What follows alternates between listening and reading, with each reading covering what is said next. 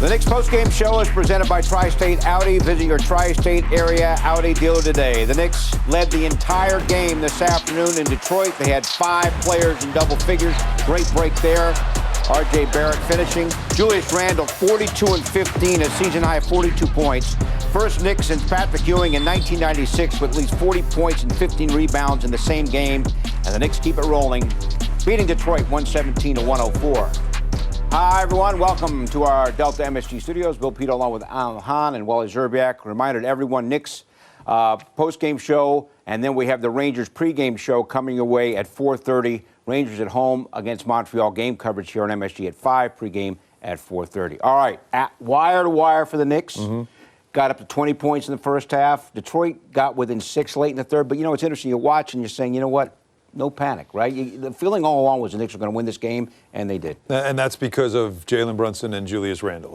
That's why you feel that way. You felt like when they wanted to or needed to, they could get buckets, and that's what happened in this. You take care of business. You heard Julius Randle say it to Kenny and Clyde, how we get the sweep of this little mini road trip. You win both games.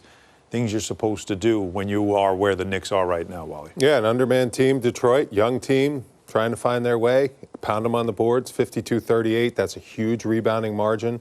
It's not a great shooting team, really defended them well on that end of the floor. Mitchell Robinson, 3 blocks. I just think, you know, the way teams are going small at times, like, you can take it, like, have it. Like, I want Julius Randle, 15 rebounds, Mitchell Robinson, 12 rebounds every single night, and just pound teams on the boards. And Jalen Brunson's doing a great job running the show. You know, those two guys playing like all-stars. All right, so Knicks 25-19, season high 6 games above 500, Allen.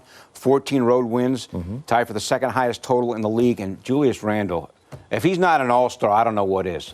42-15 today. He's getting better. I know. I don't know if it's possible. He's like getting better day after day. And his focus was on how do I get better, because he could always score. He said his focus was, I didn't like the way I was rebounding. I need to rebound more. So it's like, what is it now? 16 out of 17 games with a double-double. He's averaging now a double-double on the season, one of the top rebounders in the league on the season as well. And we know he can score. And when he's going up against young defenders, he just knows what to do. He knows how to get him where he wants to go on the floor. I mean, that's just way too easy. He got 42 points in 40 minutes of playing time. I mean, that's a high rate that he was scoring in this game. 15-24, knocked down a couple of threes as well, 4 of 7 from downtown, perfect from the free throw line, which is always a good sign for him. And this goes back to, again, this is, do we call it vintage Julius Randle? Like, this was the Julius Randle we saw 2 years ago when he was an all-star. I don't think it's vintage because he's still in his prime. Right. You know, that's why I said, what do we call it? I mean, maybe when he's 35 and he's doing this, but he's just been awesome. I mean, it's just, and what I love about it, against teams that he should feast against, he eats. Like, he goes hard. He attacks these guys that have no business trying to guard him, makes them pay for mismatches, putting like a big that's not really that mobile, putting a smaller, undersized 4, just eats them alive. And that's what great, motivated players do. And, you know, he's just been on some tear, shooting the basketball and dominating the boards, too. Randle with 13 in the first quarter. That's been so important to how the Knicks have been able to string these wins together, is their starts. And it's been Randle's play in the first 12 minutes that has been so important. It was really important today. Jalen Brunson, 27 points. That's actually below his average for the last 6 games. That's how well he's been playing. Went for 27. Has been averaging over the last 6, 33, 27 today. If he needed to get to 33 and Julius Randle didn't take over the offense in the fourth quarter, he would have. And that's what I love about Jalen Brunson. I mean, he just sees the pulse of the game, saw that Julius Randle really had it go, and that's why these guys are bringing out the best in each other. I mean, these guys are having career years together because they complement each other so well, because they really work on their craft, they put in the time, and having a piece at the 4 spot and having a piece at the point guard spot, it's the perfect 2 guys. You can have 2 all-star caliber players because they're not playing the same roles on the team. They're basically completely different positions. They kind of score in a lot of different ways.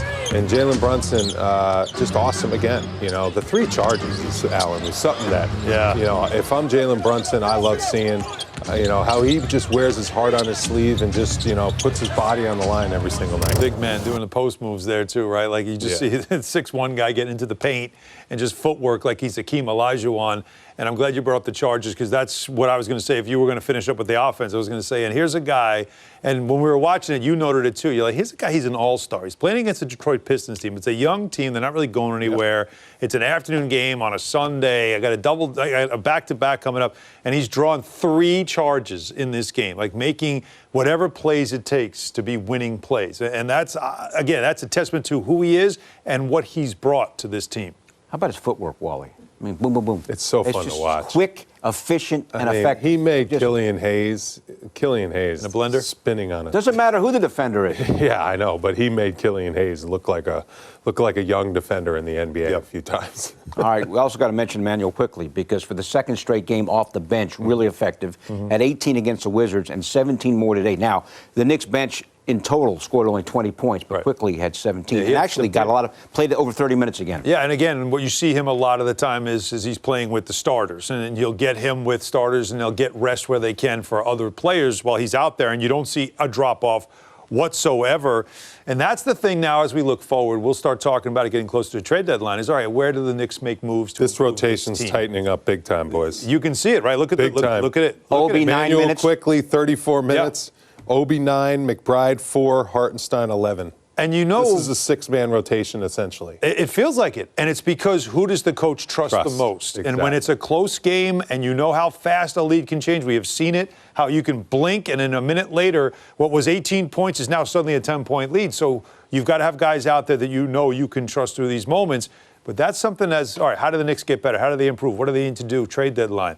It's going to be somebody else that can play with quickly off the bench and give them some pop, so you're not giving all that minutes and all that you're expecting out of your starters throughout this game. All right, it's working now. That is for sure. Over the last 21 now, Knicks are 15-6.